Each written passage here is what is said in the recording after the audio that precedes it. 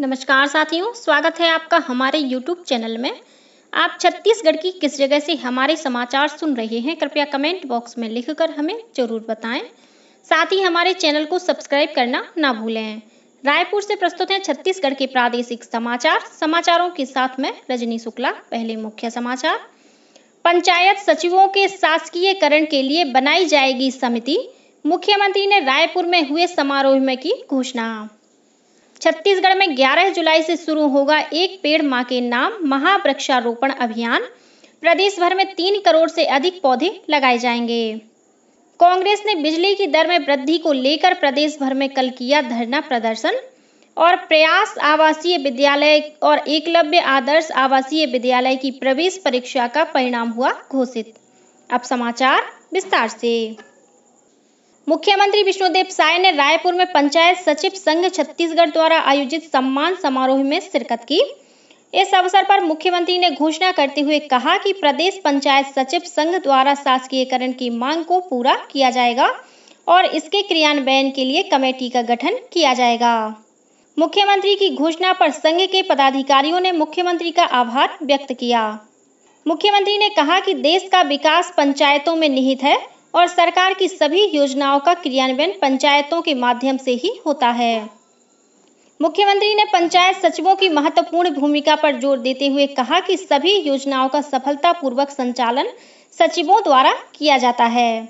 इस अवसर पर विधानसभा अध्यक्ष डॉक्टर रमन सिंह, उप मुख्यमंत्री और पंचायत तथा ग्रामीण विकास विभाग मंत्री विजय शर्मा और महिला और बाल विकास मंत्री लक्ष्मी राजवाड़े भी उपस्थित थीं। उप मुख्यमंत्री विजय शर्मा ने राज्य के पुलिसकर्मियों और उनके परिवारजनों की समस्याओं के समाधान के लिए शहीद पुलिस सेल का गठन करने के निर्देश जारी किए हैं। इस पहल का उद्देश्य शहीद पुलिसकर्मियों के परिवारजनों को आवश्यक सहायता और समर्थन प्रदान करना है। ये शहीद पुलिस सेल प्रत्येक रेंज पुलिस महानिरीक्षक कार्यालय में गठित किए जाएंगे। इसके अध्यक्ष संभाग के पुलिस महानिरीक्षक होंगे। वहीं अतिरिक्त पुलिस अधीक्षक और पुलिस महानिरीक्षक द्वारा नामांकित उप पुलिस अधीक्षक और निरीक्षक स्तर के अधिकारी इसके सदस्य होंगे। शहीद पुलिस सेल शहीद पुलिसकर्मियों के परिवारजनों की समस्याओं के समाधान के लिए प्रत्येक माह के द्वितीय बुधवार को पुलिस मुख्यालय स्तर पर बैठक आयोजित करेंगे। इस बैठक में परिवारजनों की समस्याओं पर विचार विमर्श किया जाएगा। एक पेड़ मां के नाम महावृक्षारोपण अभियान के तहत देश भर में सितंबर माह तक 80 करोड़ और मार्च 2025 तक 140 करोड़ पौधे लगाने का लक्ष्य रखा गया है। इसी कड़ी में छत्तीसगढ़ में वन विभाग द्वारा वन क्षेत्रों में 3 करोड़ 85 लाख पौधों का रोपण किया जाएगा। इस महावृक्षारोपण अभियान की शुरुआत 11 जुलाई को नवा रायपुर में मुख्यमंत्री विष्णुदेव साय और वन मंत्री केदार कश्यप करेंगे। राज्य के सभी जिलों में ग्राम और पंचायत स्तर पर कार्यक्रम आयोजित कर वृक्षारोपण किया जाएगा। गौरतलब है कि प्रधानमंत्री नरेंद्र मोदी ने विश्व पर्यावरण दिवस पर एक पेड़ मां के नाम अभियान की शुरुआत की थी। उच्चतम न्यायालय ने राष्ट्रीय पात्रता सह प्रवेश परीक्षा नीट यूजी से संबंधित कई याचिकाओं पर कल सुनवाई की। इसमें नीट 2024 परीक्षा में अनियमितताओं और कदाचार के आरोप तथा नए सिरे से परीक्षा आयोजित करने का निर्देश देने की मांग वाली याचिकाएं भी शामिल हैं। एक याचिकाकर्ता की ओर से उपस्थित वकील ने न्यायालय से कहा कि यह परीक्षा पेपर लीक, OMR सीट में गड़बड़ी और नकल के कारण रद्द कर दी जानी चाहिए। जवाब में न्यायालय ने कहा कि परीक्षा रद्द करना अंतिम उपाय होना चाहिए। मुख्य न्यायाधीश DY चंद्रचूड़ ने कहा कि परीक्षा की शुचिता भंग हुई है और परीक्षा दोबारा कराने से पहले पेपर लीक के बारे में जानना जरूरी है। सर्वोच्च न्यायालय ने राष्ट्रीय पात्रता सह प्रवेश परीक्षा नीट यूजी पेपर लीक मामले में केंद्र सरकार और राष्ट्रीय परीक्षा एजेंसी NTA से रिपोर्ट दाखिल करने को कहा है। साथ ही न्यायालय ने CBI को भी मामले में अब तक की अपनी जांच पर एक स्थिति रिपोर्ट दायर करने का भी निर्देश दिया। न्यायालय ने NTA, केंद्र सरकार और CBI को बुधवार शाम 5 बजे तक अपनी रिपोर्ट पेश करने को कहा है। मुख्य न्यायाधीश DY चंद्रचूड़, न्यायमूर्ति JB पारदीवाला और न्यायमूर्ति मनोज मिश्रा की पीठ कुल 38 याचिकाओं पर सुनवाई कर रही है। गुरुवार को इस मामले में दोबारा सुनवाई होगी। इससे पहले शीर्ष अदालत के समक्ष दायर एक हलफनामे में केंद्र और राष्ट्रीय परीक्षा एजेंसी एनटीए ने कहा था कि परीक्षा में अनियमितताओं के किसी भी सबूत के अभाव में परीक्षा दोबारा आयोजित करने की कोई आवश्यकता नहीं है। नई परीक्षा से लाखों वास्तविक उम्मीदवार प्रभावित होंगे। राष्ट्रीय परीक्षा एजेंसी सरकारी और निजी संस्थानों के लिए देश भर में नीट यूजी की परीक्षा का आयोजन एमबीबीएस, बीडीएस, आयुष और अन्य संबंधित पाठ्यक्रमों के लिए करती है।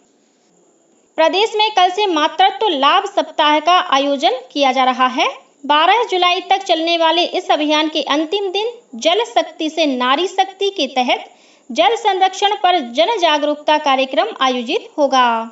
इस कार्यक्रम में महतारी बंधन योजना और प्रधानमंत्री मातृ वंदना योजना के हितग्राहियों को आमंत्रित किया जाएगा। उन्हें जल का महत्व, साफ और सुरक्षित जल का उपयोग, जल संरक्षण के सही उपाय, जल संग्रहण की उपयोगी तकनीकी की जानकारी, जल स्रोतों के आसपास सफाई और स्वच्छता का महत्व, साफ सुथरे शौचालय का उपयोग और पौधारोपण से जल संरक्षण के विषयों पर जानकारी दी जाएगी।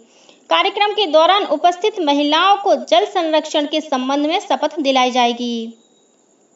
छत्तीसगढ़ प्रदेश कांग्रेस कमेटी के अध्यक्ष दीपक बैज के नेतृत्व में कल कांग्रेस ने बिजली की दर में वृद्धि को लेकर प्रदेश भर में धरना प्रदर्शन किया।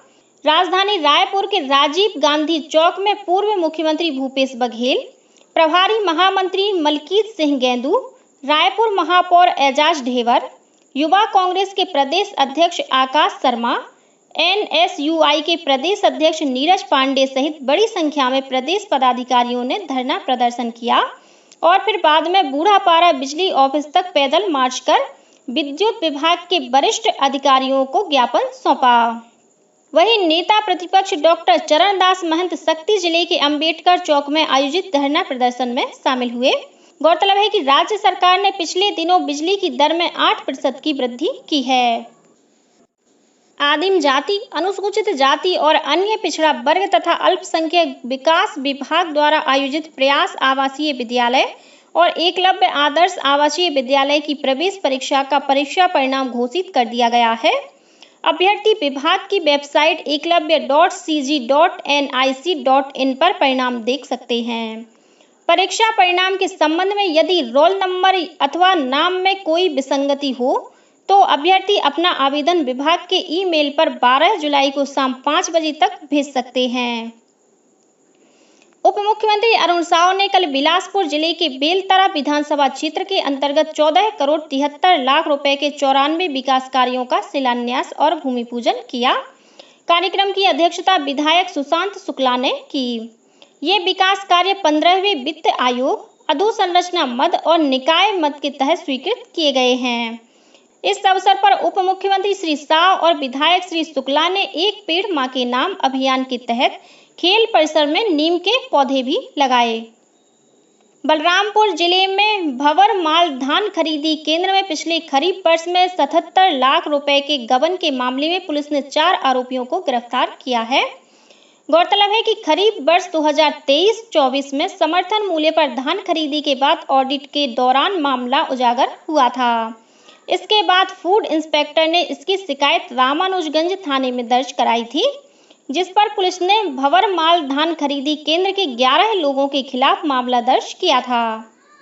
पुलिस ने इस मामले में 4 आरोपियों को गिरफ्तार कर लिया है और फरार आरोपियों की पतासाजी कर रही है। नारायणपुर के अबूझमाड़ इलाके आकाबेड़ा गांव में नीति आयोग द्वारा चलाए जा रहे संपूर्णता अभियान के तहत कल स्वास्थ्य शिविर का आयोजन किया गया। इस शिविर में 127 लोगों का स्वास्थ्य परीक्षण किया गया और 38 लोगों के आयुष्मान कार्ड बनाए गए। छत्तीसगढ़ में कथित कोयला घोटाला मामले में गिरफ्तार आईएएस अधिकारी रानू साहू को उच्चतम न्यायालय ने कल अंतरिम जमानत दे दी। हालांकि राज्य आर्थिक अपराध अन्वेषण ब्यूरो ने कल उनके खिलाफ एक नया मामला दर्ज कर लिया है। जगदलपुर में 24वीं राज्य स्तरीय शालेय क्रीड़ा प्रतियोगिता के अंतर्गत 4 से 7 जुलाई तक सुब्रतो मुखर्जी कप फुटबॉल स्पर्धा का आयोजन किया गया। इस प्रतियोगिता में उत्कृष्ट प्रदर्शन कर बस्तर जोन ओवरऑल चैंपियन रहा। 17 वर्ष आयु समूह के बालक और बालिका वर्ग में बस्तर जोन ने पहला और दुर्ग जोन ने दूसरा स्थान हासिल किया।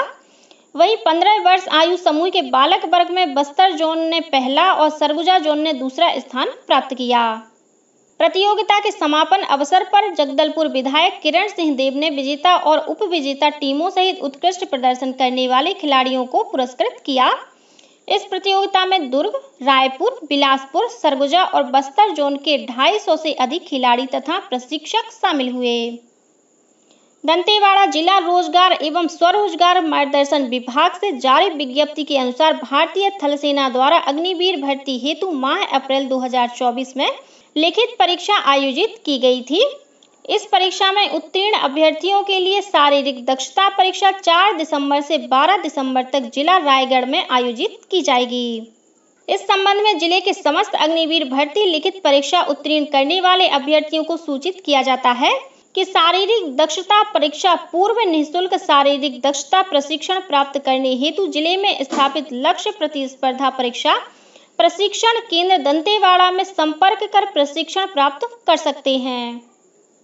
प्रधानमंत्री रोजगार सृजन कार्यक्रम के अंतर्गत जिले में वर्ष 2024-25 के लिए युवाओं को स्वरोजगार स्थापित करने हेतु जिला व्यापार एवं उद्योग केंद्र द्वारा ऑनलाइन आवेदन आमंत्रित किया गया है। इस योजना के अंतर्गत युवाओं के लिए निर्माण क्षेत्र जैसे दोना पत्तल, फर्नीचर, अलमारी निर्माण, अगरबत्ती, साबुन, वॉशिंग पाउडर आदि निर्माण से संबंधित इकाई हेतु अधिकतम लागत 50 लाख एवं सेवा क्षेत्र जैसे मुर्गी पालन, मछली पालन, choice centre, beauty parlour, repairing कार्य, टेलरिंग कार्य आदि सेवा क्षेत्र से संबंधित कार्य हेतु अधिकतम लागत 20 लाख रुपए निर्धारित है। आवेदक द्वारा आवेदन पश्चात एवं बैंक द्वारा ऋण स्वीकृति के उपरांत शहरी क्षेत्र में स्थापित उद्योग को 15% एवं ग्रामीण क्षेत्र में स्थापित उद्योगों को 35% का अनुदान स्वीकृत किया जाता है। और अब पेश है मौसम का हाल। प्रदेश में आज अनेक स्थानों पर हल्की से मध्यम वर्षा होने अथवा गरज चमक के साथ छींटे पड़ने की संभावना है। वहीं दक्षिण छत्तीसगढ़ के कुछ स्थानों पर गरज चमक के साथ भारी वर्षा होने, अंधड़ चलने तथा वज्रपात होने की आशंका है। 1 जून 2024 से अब तक राज्य में 196.5 मिलीमीटर औसत वर्षा दर्ज की जा चुकी है। राज्य के विभिन्न जिलों में 1 जून से 8 जुलाई सवेरे तक रिकॉर्ड की गई वर्षा के अनुसार कोरबा जिले में सर्वाधिक 329.7 मिलीमीटर और सरगुजा जिले में सबसे कम 94 मिलीमीटर औसत वर्षा दर्ज की गई है। और अब कुछ अन्य खबरें संक्षेप में। सर्वोच्च न्यायालय ने केंद्र को निर्देश दिया है कि वह राज्यों और अन्य हितधारकों के साथ परामर्श करके महिला कर्मचारियों के लिए मासिक धर्म अवकाश पर एक मॉडल नीति तैयार करें। अनुसूचित जाति एवं अनुसूचित जनजाति वर्ग के व्यक्तियों को स्वयं का व्यवसाय प्रारंभ करने एवं स्वरोजगार से जोड़ने हेतु छत्तीसगढ़ शासन द्वारा अंत्योदय आदिवासी स्वरोजगार योजना संचालित की जा रही है। योजना में सेवा एवं व्यवसाय क्षेत्र, कृषि क्षेत्र, उद्योग क्षेत्र के अंतर्गत विभिन्न प्रकार के व्यवसाय संचालित करने हेतु ऋण आवेदन आमंत्रित किए जा रहे हैं। शासकीय आयुर्वेद महाविद्यालय चिकित्सालय रायपुर में कल 1342 बच्चों को स्वर्ण प्राशन कराया गया। गौरतलब है कि चिकित्सालय द्वारा हर पुष्य नक्षत्र तिथि में 0 से 16 वर्ष के बच्चों को स्वर्ण प्राशन कराया जाता है। बिलासपुर पुलिस ने करीब 36 लाख रुपए की ठगी के मामले में एक व्यक्ति को उत्तर प्रदेश के प्रयागराज से गिरफ्तार किया है। अंबिकापुर रामानुजगंज राष्ट्रीय राजमार्ग पर बलरामपुर जिले के सेमर सोत रेस्ट हाउस के सामने 1 करोड़ 40 लाख रुपए लेकर जा रही कैश वैन पलट गई। घटना में कोई हताहत नहीं हुआ है। सूचना पर हाईवे पेट्रोलिंग पुलिस ने रुपयों को दूसरे वाहन से सुरक्षित बैंकों में पहुंचाया। और कोरिया जिले में पूर्व में आवंटित एजेंसियों द्वारा अनियमितता किए जाने के कारण 12 शासकीय उचित मूल्य दुकानों को निरस्त कर दिया गया है। इसी के साथ छत्तीसगढ़ के समाचारों का ये बुलेटिन समाप्त हुआ। नमस्कार।